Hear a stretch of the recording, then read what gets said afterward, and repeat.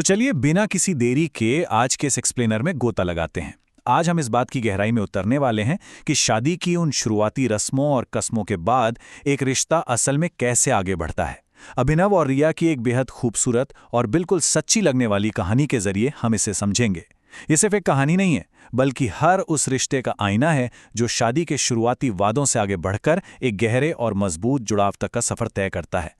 शुरुआत करते हैं एक ऐसे सार्वभौमिक बदलाव से जिसका सामना हर रिश्ते को करना ही पड़ता है। शादी के बाद की जिंदगी ना हमेशा वैसी नहीं होती जैसी अक्सर फिल्मों में दिखाई जाती है।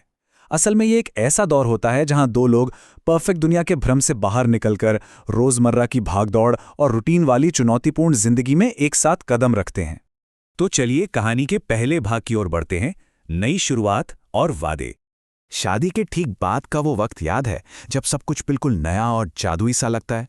अभिनव का उन छोटी छोटी बातों का ध्यान रखना, जैसे सुबह उठकर चाय बनाना और काम पर जाने से पहले माथा चूमना, उनकी रोजमर्रा की आदत बन गया था। और यहीं पर अभिनव ने रिया से एक बहुत ही दिलचस्प वादा किया। जब रिया ने थोड़ी घबराहट में पूछा कि क्या वे हमेशा ऐसे ही खुश रहेंगे, तो अभिनव का जवाब बहुत ही सुलझा हुआ था। उसने कहा, खुशी अपने आप नहीं रहती, हमें उसे बनाना पड़ता है। ये एक लाइन आज के हमारे इस पूरे विश्लेषण का सबसे बड़ा आधार है।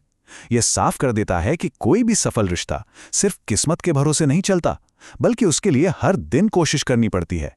और यहीं से हम पहुंचते हैं दूसरे पड़ाव पर, असल जिंदगी की व्यस्तता। अब हनीमून फेज की मिठास के बाद जब रियल लाइफ की एंट्री होती है तो एक बहुत ही तीखा अंतर देखने को मिलता है। एक तरफ वो दिन थे जहां हर पल साथ बीतता था और सुबह की सुकून भरी चाय होती थी, और दूसरी तरफ अभिनव के ऑफिस का बढ़ता काम, रिया की नई नौकरी का दबाव और फिर फोन का जवाब न मिलने पर होने वाली वो छोटी छोटी बहसें। समय की कमी मानो रिश्ते पर हावी होने लगी। ये वो स्वाभाविक घर्षण है जो तब पैदा होता है जब काम और घर की जिम्मेदारियां बढ़ने लगती हैं और प्यार भरे समय की जगह झल्लाहट ले लेती है। इसी से जुड़ा है हमारा तीसरा भाग, दूरियां और एहसास। असल में सिर्फ एक ही छत के नीचे रहना इस बात की गारंटी नहीं है कि भावनात्मक नजदीकी भी बनी हुई है।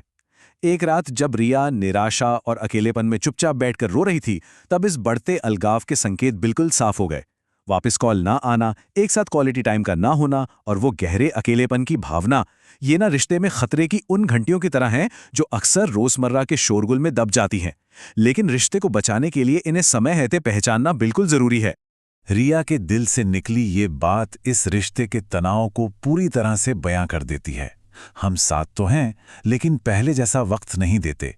जरा सोचिए, ये सिर्फ रिया की आवाज नहीं है, ये उन अनगिनत रिश्तों की आवाज है जो समय की कमी के कारण अपना असली जादू खोने लगते हैं।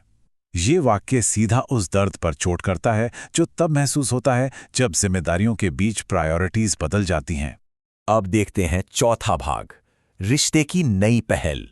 इन दूरियों को और बढ़ने देने के बजाय अभिनव ने क्या किया? उसने तुरंत जिम्मेदारी ली। उसने अपनी गलती मानी और कहा, चलो हम फिर से शुरू करते हैं। और इस रिश्ते को वापस पटरी पर लाने के लिए उसने सोच समझकर कदम उठाए। सुबह ऑफिस से छुट्टी ले ली। दोपहर में वो रिया को उसी जगह ले गया जहां वे पहली बार मिले थे। शाम को पुरानी यादों को ताज़ा करके दोनों खूब हंसे, और रात होते होते उन्होंने एक नया नियम बना लिया। ये देखना वाकई शानदार है कि कैसे सही नीयत और केवल एक दिन का समर्पित प्रयास किसी भी भावनात्मक खाई को भर सकता है। और यहीं से जन्म होता है हमारे पांचवें भाग का, 1 घंटे का नियम। उस एक खूबसूरत दिन से एक बहुत ही व्यवहारिक और पक्का समाधान निकलकर सामने आया। जिंदगी की इस भागदौड़ का मुकाबला करने के लिए उन्होंने इस बेहद शक्तिशाली 1 घंटे के नियम को अपनी जिंदगी का हिस्सा बना लिया। इस एक नंबर का सीधा सा मतलब था कि रोजाना कम से कम 1 पूरा घंटा विशेष रूप से सिर्फ और सिर्फ एक दूसरे को देना है। चाहे जिंदगी कितनी भी व्यस्त क्यों ना हो, काम का कितना भी दबाव क्यों ना हो, वो 1 घंटा बिना किसी फोन या दुनियावी रुकावट के सिर्फ उनके रिश्ते, उनकी बातों और उनके जुड़ाव के लिए समर्पित होगा। अब आते हैं छठे पड़ाव पर, गहराता प्यार और खुशियां। अपनी खुशी को खुद बनाने के इस रोजाना प्रयास का नतीजा ये हुआ कि उनका रिश्ता एक बिल्कुल नए और परिपक्व चरण में प्रवेश कर गया। उनका बंधन अब सिर्फ उस शुरुआती रोमांस या प्यार तक सीमित नहीं था, एक दूसरे को लगातार समय देने से ये प्यार एक बहुत ही गहरी दोस्ती में बदल गया और अंततः इसने भरोसे की एक ऐसी अटूट नींव का रूप ले लिया जिससे हिलाना नामुमकिन था। ये इस बात का जीता जागता सबूत है कि खुशियां बस यूं ही नहीं मिल जाती, उन्हें रोज के प्रयासों और आपसी समझ से सींचना पड़ता है। अपने रिश्ते को इतनी शिद्दत से संवारने का ये खूबसूरत प्रयास कुछ साल बाद एक बेहद प्यारे मोड़ पर पहुंचा। उनकी जिंदगी में एक नन्हे मेहमान की एंट्री हुई। इस नए सदस्य ने उनकी खुशियों को कई गुना बढ़ा दिया।